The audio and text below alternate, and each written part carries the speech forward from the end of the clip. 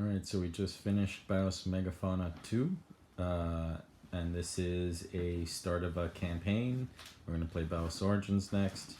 I won the game with 15 points to 13 to 12, I think. 12, 13, 15. I got my exoskeletal arthropods with language and a bunch of tools and a couple other things. And a lot of emotions. They were very emotional. And that got me a bunch of stuff on the board. Which thankfully there weren't that many events that I never had a problem with having too many basal organs. So that was pretty cool. And then Jacob kind of sneaked in language there at the end because I did not work hard enough to deny him that. Well, to be fair, he said, I'm going to do this, and then did it, so it wasn't really sneaky. Yeah, well, anyway, yeah, I should have worked harder to deny him that. And then Joe played too. Mm-hmm. But yeah, so now we're going to take this and put it on the Bios Origins board. Does anyone have any thoughts about the game? Joe? Oh, it's a great game. I thought this was. I was saying before, I think this is the most functional for all players inclusive that I've played of this particular game. Yeah, we almost had Runaway Greenhouse. I was trying. There, and that would have been a pointless game for our campaign, but that was not literally the case. and figuratively. Is the best part about that. And Jacob? Yeah, it was good. Like, really, it's like, I'm comfortable with this one. It's seeing Bios Origins too. That's okay. We're just getting started, basically. Yeah. So we're gonna take our. I unfortunately did the best with my archetype, which means I get no special benefit. Except for your extra points, huh? And the next thing, Jacob, on the other hand, has Flyer, which means that he's gonna get Naval 2. Yeah. And what are you starting with? I get to win ties and sieges and what's that? Warfare. Yeah. So in Epoch 1. In Era 1, when you don't do that anyway. It's real great. So yeah, I guess we'll see what happens in Bios Origins. Don't pick up anything related to your crossover speeches. Gotcha. Everything else. Okay, so we just played Bios Origins 2nd edition with the campaign. So really we played Bios Earth. Most of it. Yeah, with Bios Megafauna leading into Bios Origins. So first I want to ask the two of you, because both of you have played Origins How We Became Human, and you've played Bios Origins, the original. But this is your first play of Bios Origins 2nd edition. So Joe, what do you think about this game? Just not counting yet the campaign game. Yeah, I think overall I like it more because I think the ways that it simplifies getting things done is nice. It's kind of like the same issue with High Frontier, where sometimes you have to try to prospect and then you fail and then you got a long time to wait.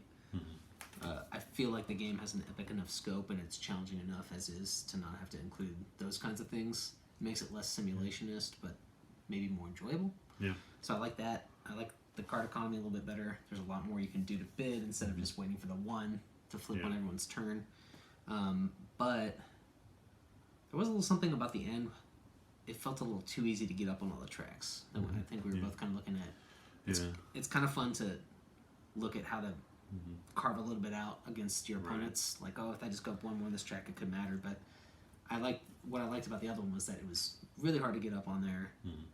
And then those differences had a lot more granularity. Like the trading, and maybe you couldn't trade as often was part of it. Yeah, and I think with this one, part of it is we probably were way too slow on the early game. Like, if people didn't get as many just free advances, like we didn't just sit going around advancing tracks, push the epoch. Advanced tracks, push the epoch. And instead, like, oh, I've got an edge on 2 tracks, let me push the end of the epoch. And so people are left behind. So taking those one-time track advance bonuses, instead of getting to the max each time, you're trailing behind.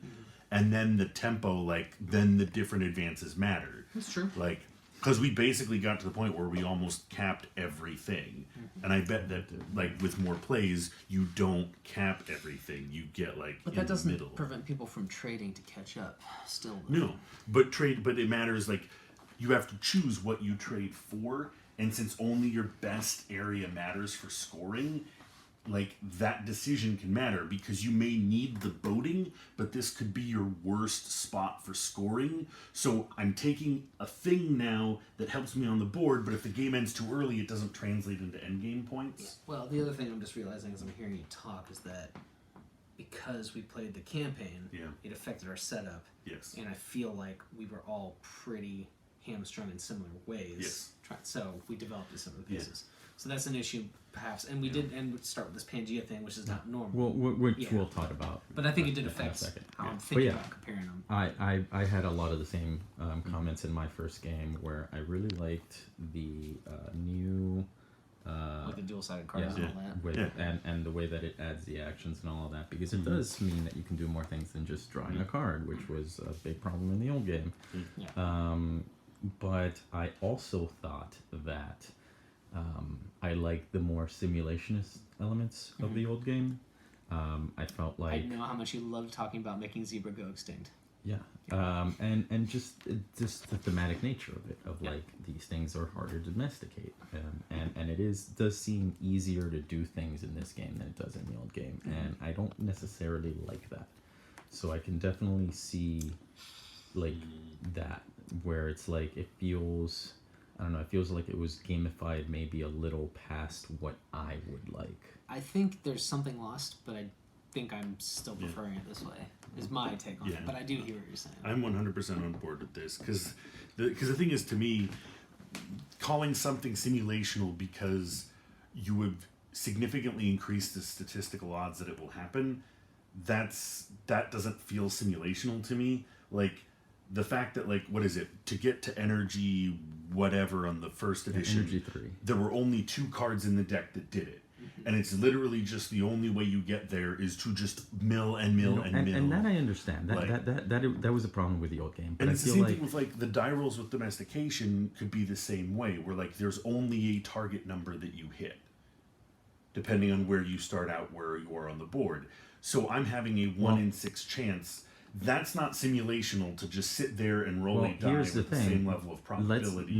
Let's Like- discuss because this goes to the next thing that I want to talk about. Let's discuss actual Bios Earth, or rather the 2 games that we played. We didn't play Bios Genesis because we felt, number one, it's 3 in the morning and it would have been even longer. But number 2, Bios Genesis is really random, and very likely we wouldn't even have any macroorganisms. So we Well, Jacob's a fan of that one, and Yeah. I like the.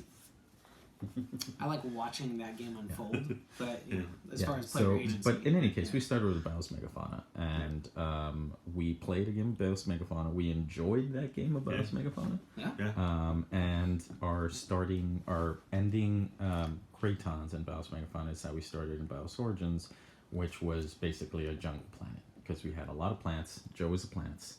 Joe. The events put planted all a the lot. forests out. Yeah. It was Yeah. But yeah, largely out of my control. so Yes.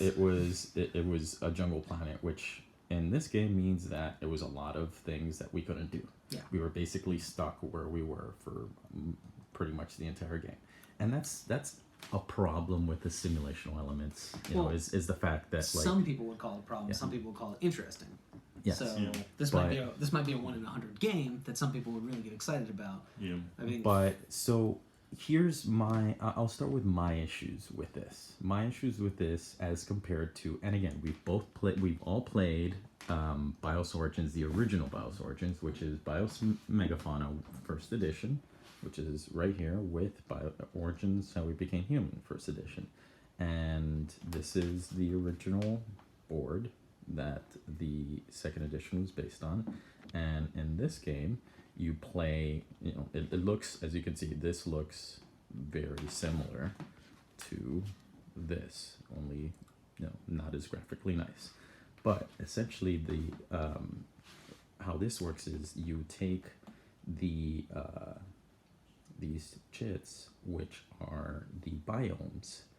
So the biomes here are very similar to the biomes here, where you have the top and the bottom, and you have your herbivores and carnivores. That's how that works in Biomes Megafauna First Edition, where you have your carnivores and herbivores and the different, in this game, the genes that they have. And in Biomes Megafauna First Edition, when you end that game, you start the origins with more things on the board, essentially. So the cool thing about Biomes Origins First Edition is that the board is going to be different every time, but stuff gets added to the board. So it's really interesting that you basically are populating, or Biomes Megafauna First Edition populates the board for Origins, and it makes for a very variable start, and everything is different every time, and you're never going to have really less than you had in the base game. I mean, things could cover other things, but for the most part, it's going to add to the game. Whereas in this game, what we found, or what I found, was that it removed from the game, right? So we were restricted to these Cratons. And again, we don't know that we played it right. There are stuff with terrain rules that were not clear. But for the most part, it seemed like we were stuck to these Cratons that had mostly hexes that we couldn't travel through. Until we, way late in the game when we finally got the text that let us go through jungles and stuff. And we felt, or at least I felt, like this limited what we could do substantially, and it was not as fun. And it did allow us to really explore how bidding interacted with setting up a regime, or I forget what these are called exactly, the ruling class. So we could get a lot of synergy in our tableaus going. Whereas if you can do more on the map, you're probably a little less concerned with that. Yeah, and I mean, at the end, what you were doing with your pseudoscience was huge. Like, that was neat. And so I think that there's something that is gained here if you take out some of the complications of those biomes with the different letters and trying to match those by going through a deck. It's a little bit easier to see what you need with just this icon manifest in this version, and getting those things done, bidding on them, acquiring them. It all makes sense. But what I really appreciated was some of the interplay.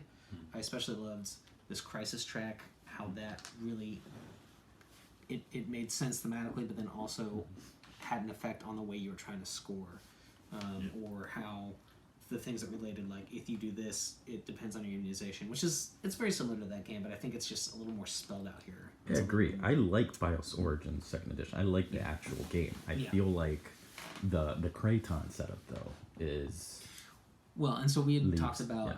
Maybe next time, even if we want to do a campaign, we'll go ahead and do the BIOS, but then just play the regular map. Yeah. And or even draft. just use these things. Start.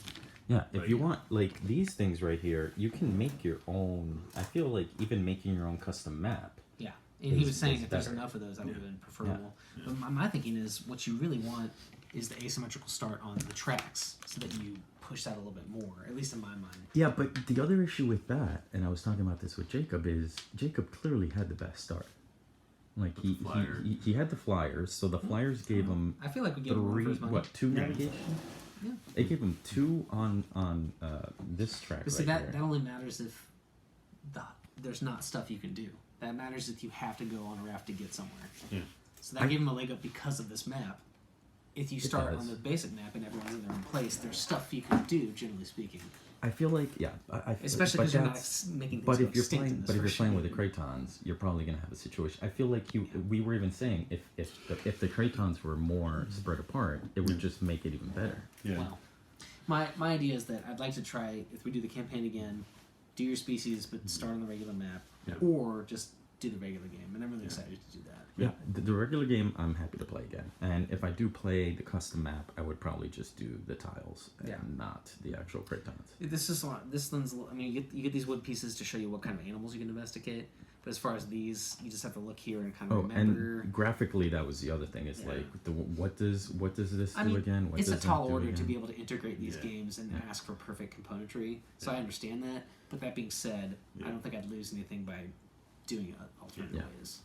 Yeah. But otherwise, I the interesting thing is that I would still totally play this, but I would still also totally play original Origins and original Megafauna and the two of them together. One aspect I don't remember as well from that one, the climate simulation was a lot harder for me to remember and understand how it affected what you could do. Yeah, because in the old one it was just like this, because of the stuff on the board there's an immediate visual representation. In the old one it was a single, like, it was 3 cards, and you had to constantly reference like which side of the card, and because there was a black and white side you had to remember like what the color side was to know what was or wasn't active on the black and white side. So it was like, it was annoying.